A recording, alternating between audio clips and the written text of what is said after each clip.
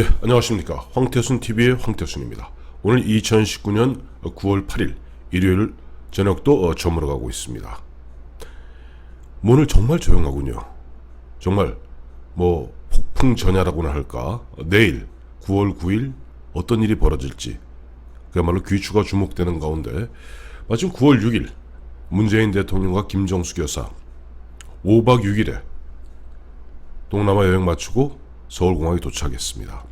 서울공항에 도착해서 저희가 얼마 전에 보면은 라오스에서 환송 행사하면서 문재인 대통령보다 두 서너 걸음 앞서 나갔던 김정숙 여사의 그야말로 좀 어울리지 않는, 의전에 어울리지 않는 그와 같은 행태에 대해서 한번 짚어드린 바 있습니다만, 라오스에서 떠나서 이제 9월 6일 오후에 한 5시 무렵일 겁니다. 오후에 서울공항에 도착했어요. 도착해서 두 양반이 내려왔고 보니까 노영민 실장 또 이해찬 대표 등 나오는 이 인사들이 쭉 대통령과 함께 걸어가는데 김정숙 여사만 한 10대 걸음 앞장서 갖고 마치 화가 난 듯이 무엇에 크게 분노한 듯이 혼자 씩씩거리고 앞장서 가는 모습이 사진에 찍혔습니다. 통상 같으면은 5박 6일 일정을 갖다 마치고 들어와서 또 보면은 나와서 이제 그 환영객들이 나와 있으면은 나서 인사도 함께 나누고 또 같이 걸어가면서 이런저런 이야기하고, 또 통상 대통령과 총리라던가 장관, 다음에 비서실장 등 가고 이렇게 쭉 앞장서면 한 두어 걸음 떨어져서 또 보면은 이번에 같은 경우 유은혜 장관 같은 경우도 함께 수행하지 않았습니까? 이야기하면서 올 법도 한데 정말 무엇에 화가 난 듯이 혼자 그야말로 열심히 걸어가고 있는 모습. 또 하나의 사진을 보시면은 대통령과 노영민 실장 등은 잔뜩 시름에 잠긴 듯 뭔가 고개를 숙이고 뭔가 좀 논의하는 듯한데 김정숙 여사만 고개를 갖다가 위로 치켜들고 그야말로 외면하듯이 걸어가고 있는 모습이 찍혔습니다. 저는 이것을 보면서 이게 단순히 지금 김정숙 여사가 외교 의전을 몰라서가 아니라 뭔가 현재 청와대에서 또 당에서 조국 문제를 제대로 풀어나가지 못하는 부분에 대해서 언짢았던 것이 아닌가 하는 그런 짐작을 해보게 됩니다. 아실 만한 분은 아시겠습니다만 2017년이죠. 5월 9일 대선이 있을 때 그때까지 문재인 캠프를 사실상 총괄 지휘하던 사람은 양정철 전 비서관입니다. 현재는 민주연구원 원장이죠. 근데 양정철 원장, 양비는 문재인 대통령 되자마자 나흘 닷새 만에 대통령과 당시 임종석 실장과 김경수 의원 이렇게 만나서 얘기하는 가운데 백의종군을 선언하게 됩니다. 상당히 의아했죠. 아니 왜 그야말로 1등 공신 특등 공신 초특등 공신인 양비, 예전으로 말하면은 예를 들어서 박정희 대통령을 만든 김종필과 같은 위상, 전두환 대통령을 만든 허화평과 같은 위상인데 왜 그만두고 표표히 일본으로 떠났을까? 그때 여의도 정치권에서 나왔던 이야기가 양비를 갖다 후려친 것이 임종석 실장과 조국 민정수석이었다 하는 말이 있습니다. 또 조국 민정수석과 임종석 실장에 대한 당시 김정숙 영부인의 신임이 상당히 두텁다 하는 이야기도 많이 돌았어요. 자, 일단 중간 뛰어넘겠습니다. 최근에 보면은 청와대 참모들이 조국 구하기, 조국 지키기에 그야말로 도를 넘고 있습니다. 최근에 나온 얘기, 최근 한 일주일 사이에 나왔던 얘기 한 5가지만 정리해드리죠.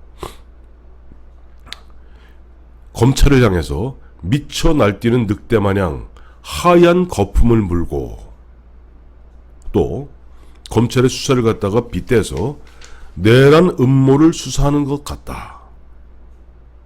또 강기정 정무수석은 윤석열 검찰총장을 수사기밀 누설죄로 처벌해야 된다는 그런 SNS에 좋아요를 누름으로써 자기의 의사를 표현하고 있습니다. 그 외에도 김광진 정무비서관, 정무비서관 된 지 얼마 안 됐죠. 정무비서관 같은 경우는 오늘 보니까 정경심 교수의 자기 어쩌고 저쩌고 하는 자기 변명의 SNS 글을 갖다가 김광진이 대신 올려주고 있어요. 대한민국 청와대 정무비서관이 조국 씨 부인의 대변인인지 모르겠습니다만은, 그다음에 권양엽인가요? 균형 인사비서관은 조국의 홀로 아리랑 부르는 그런 것을 캡처한 다음에 절절한 울림으로 다가온다. 지금 보면은 청와대의 참모 정도라면은, 청와대에서 대통령을 보좌하는 참모 정도라면은 지금 조국을 임명 강행했을 때 대통령이 입어야 될 그 상처가 얼마나 큰지에 대한 정무적 판단을 해야 됩니다. 그런데 어떻게 보면 이 사람들은 하나 같은 생각을 하는 것 같아요. 검찰이 지금 대통령한테 대들고 있다. 한마디로 대통령한테 항명한다. 여기에서 밀리면 끝까지 밀린다. 국민들은 생각 안 합니까? 차라리 여기에서 조국 후보자를 갖다가 깨끗하게 정리하면은 오히려 흔들거리고 있는 중도층들, 흔들거리고 있는 호남 민심이 문재인 대통령을 지지하게 돼 있습니다.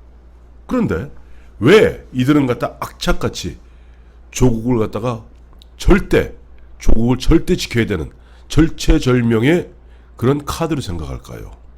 여기서 우리가 합리적 의심을 해보지 않을 수가 없습니다.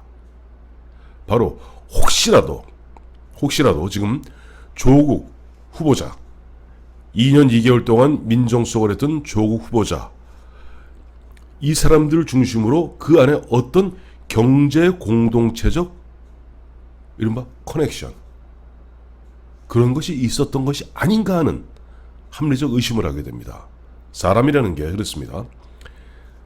아무리 예전에 내가 조국 민정수석을 갖다가 좋아했고 조국 민정수석 밑에서 일했고 하지만은 지금 조국 씨 같은 경우는 어떻게 보면 지금 본인 말대로 만신창이 온몸이 고름으로 부글부글 끓어서 그야말로 기신기신 더 이상 움직일 수 없는 상태인데 왜 조국을 갖다가 저렇게 옹호할까?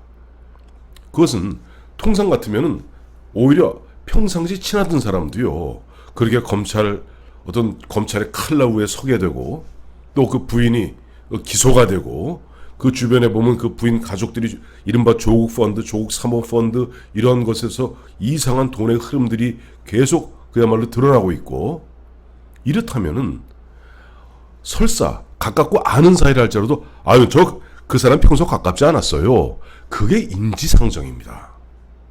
그런데 만약에 조국의 지금 가장 큰 문제는 조국의 딸 문제, 조국의 무슨 그런 문제는 국민의 감정을 갖다 건드리는 부분이고, 물론 거기에 실정법 위반도 없는 건 아닙니다만은 결국 흔한 얘기로 판도라의 상자가 될 것은 조국의 사모님 펀드, 조국 사모 펀드, 그겁니다.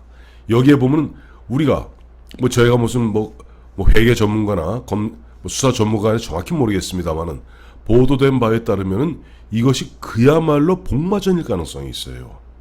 이것이 우리가 그냥 의심해 보는 겁니다. 추론해 보는 겁니다. 여기서 조국 혼자 한 게 아니라, 그런데 보면 이 사람 저 사람, 그 당시 이른바 권력에 실세라는 사람들이 이렇게 저렇게 척척 걸치면서 함께 어떻게 보면 경제적 이득, 불법적이고 꼼수적인 경제적 이득을 함께 향유하려 했다면은 그건 조국의 몰락은 곧 나의 몰락으로 직결되는 겁니다. 안 믿어지신다고요? 안 믿어지신다고요? 믿으셔야 됩니다. 잘 보세요. 김영삼 정부 처음 어떻게 무너지기 시작했습니까? 김영삼 정부 YS 정부, 그야말로 YS는 뭐라고 그랬어요? 나는 임기 내내, 그 취임사에서 한 얘기입니다. 나는 임기 내내 앞으로는 절대 돈 받지 않겠다. 정치자금 받지 않겠다. 근데 그 사이에 뭐가 있었습니까?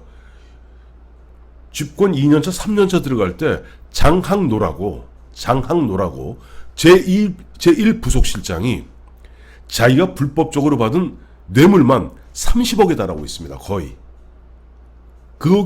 거기에서 그 다음에 바로 한보비리 이어지면서 또 총무비서관, 총무수석을 했던 홍인길 의원이 감옥 가게 되고 김현철이 가게 되고 그렇게 가게 되는 겁니다.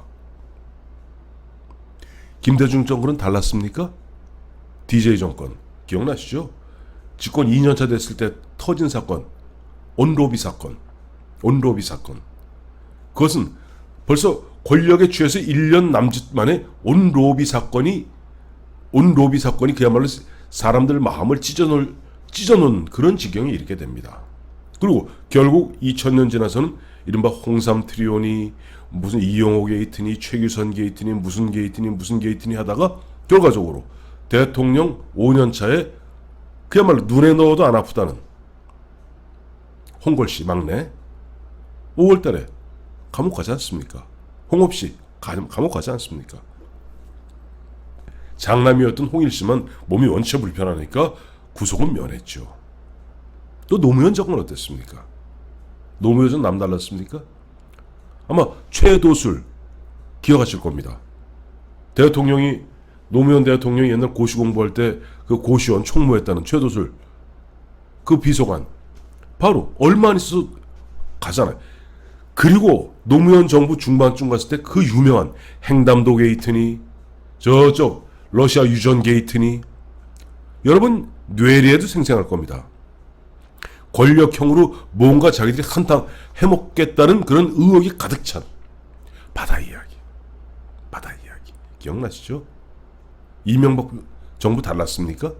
이명박 정부도 정부 한 중후반쯤 3년차 4년차 때 당시 이명박 대통령이 뭐라고 그랬습니까? 우리 이명박 정부는 그야말로 역사상 가장 깨끗한 도덕적으로 완벽한 정부라고 그랬습니다. 그 말이 끝나기 무섭게 형님인 이상득, 최측근이었던 박영준 줄줄이 감옥 갑니다. 왜? 권력에 빠져 있으면 이 사람들도 권력은 한시적이라는 걸 알기 때문에 권력을 잡았을 때 그야말로 주변에 벌떼같이 사기꾼들 모이고 협작꾼들이 모입니다. 모여서 이렇게 저렇게 그림을 만들어 놓고 자 이렇게 되면은 그야말로 자 수석은 2년 3년이고요. 비서관은 2년 3년이고요. 장관도 1년입니다. 자 이때 흔한 예로 권력이 있고 뭐 할 때 한탕 크게 그 주로 장관한테도 안 하더라고 보니까 그 부인 쪽으로 해서 이렇게 저렇게 엉켜갖고 결과적으로 용케 지나가면은 다행인 것이고 걸리면은 꼬리 자르면 그만인 겁니다. 자 우리가 돌아가신 분이라 참 말하기 뭐합니다마는 노무현 대통령 퇴임 후에 검찰이 막 잘 수사에 들어오는데 처음엔 떳떳한 줄 알았죠. 근데 황태순 TV에서 여러 번 소개해드린 바 있습니다만 이거는 문재인 변호사 이야기입니다.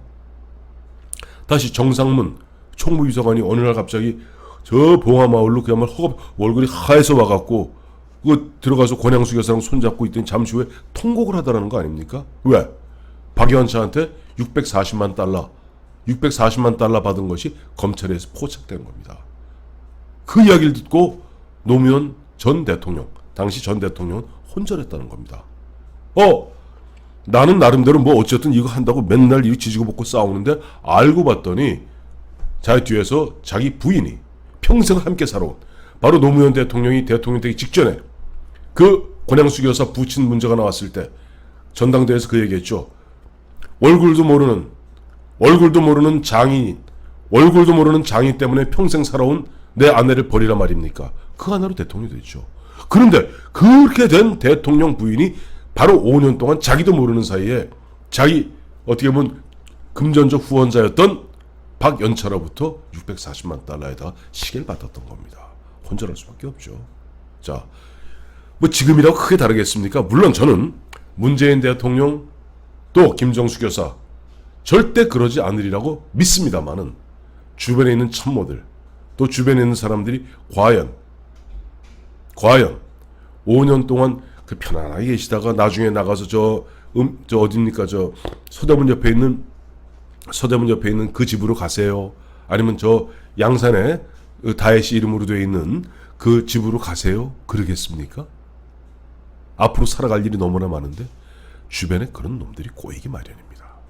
그리고 그렇게 꼬이는 가운데 음으로 양으로 그런 자기들의 그와 같은 검은 커넥션들, 검은 트라이앵글들이 자기들을 옥죄고 이미 알게 모르게 경제 공동체가 되었을 가능성이 크다는 것이 우리의 합리적 추론일 겁니다.